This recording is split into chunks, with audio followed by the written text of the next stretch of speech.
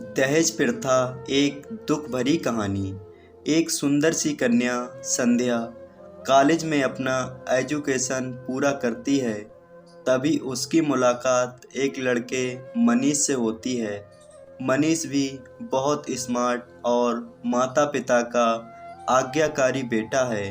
दोनों एक दूसरे को पसंद करने लगते हैं। दोनों का ग्रेजुएशन पूरा होता है। मनीष अपने शहर में जॉब करने लगता है और लड़की भी एक अच्छी जॉब कर रही है। दोनों ने निर्णय लिया कि अब माता पिता से शादी की बात करने का वक्त आ गया है। लेकिन परेशानी ये है कि दोनों की कास्ट अलग अलग है। संध्या ब्राह्मण है और मनीष राजपूत। मनीष के समाज में दहेज बहुत ज़रूरी है, जो कि नकद के रूप में होता है। उसके अलावा कई तरह के गिफ्ट और गहने की मांग की जाती है।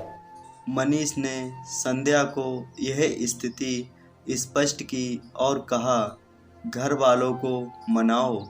अगर तुम सभी मांगें पूरी करवाती हो तो मेरे माता पिता तुम्हें पलकों पर बिठाएंगे। संध्या ने अपने माता पिता से यह बात कही।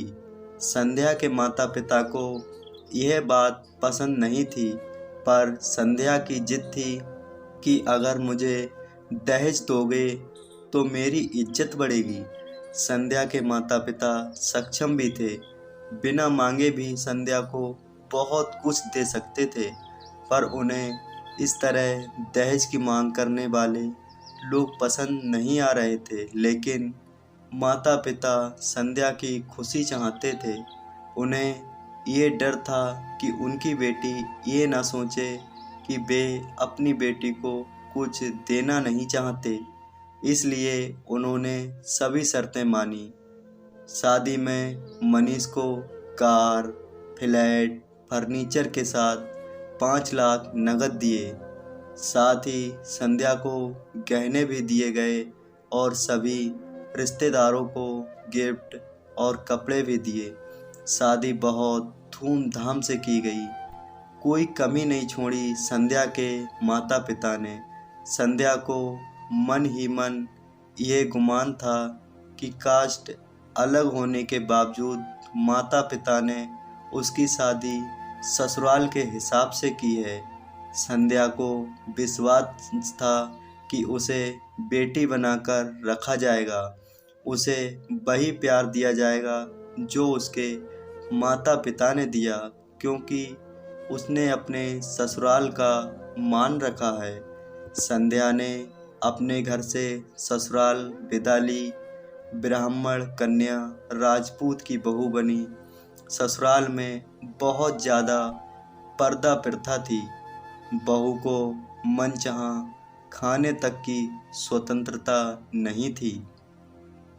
कितनी भी भूख क्यों ना हो, घर की बहू सबके खाने के बाद ही खाएगी। यहाँ तक कि उसे घर के पुरुषों के सामने बैठने तक की इजाज़त नहीं थी। संध्या ने इस बात पर ऐतराज़ दिखाया, पर उसकी किसी ने ना सुनी। मनीष ने भी यह बोलकर मुंह फेर लिया कि यह तो परंपरा है। संध्या को जो गुमान था वो धरा का धरा रह गया। उसे अपने माता पिता की याद आई। अब उन्होंने समझाया था तो वह उनसे बहुत लड़ी थी। उसने ससुराल में बात करने का फैसला किया। संध्या ने अपने सास ससुर और से बात की, लेकिन उन्होंने नहीं सुनी और उसे बहुत बेरहमी से पीटा। संध्या ने कभी ऐसा व्यवहार नहीं देखा था। उसे जिस लाए हुए दहेज पर घमंड था, वह अब चूर चूर हो गया था।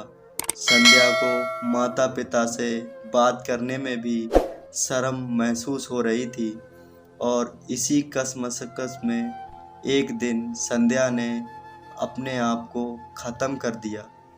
माता पिता को जब यह बात पता चली तो उन्हें अपनी गलती का बहुत ज़्यादा एहसास हुआ कि वक्त रहते समझा होता तो बेटी साथ होती। जो लोग दहेज पर बेटी की शादी करते हैं उनकी सोच हर तरह से छोटी होती है। जो बेटे को नीलाम कर सकते हैं, भला वो किसी और की बेटी को कैसे अपनी बेटी बना सकते थे। दहेज कभी खुशियों की चाबी नहीं बन सकता। यह बात हम सभी को समझनी होगी। माता पिता ही नहीं बल्कि लड़की की भी सोच दहेज को सपोर्ट कर रही थी। कई बार लड़कियों को भी दहेज का गुमान हो जाता है, पर जो लोग लोभी होते हैं वो कभी अच्छे नहीं हो सकते। यह बात सबको समझाने की ज़रूरत है। आपको ये कहानी कैसी लगी हमें कमेंट करके ज़रूर बताएं।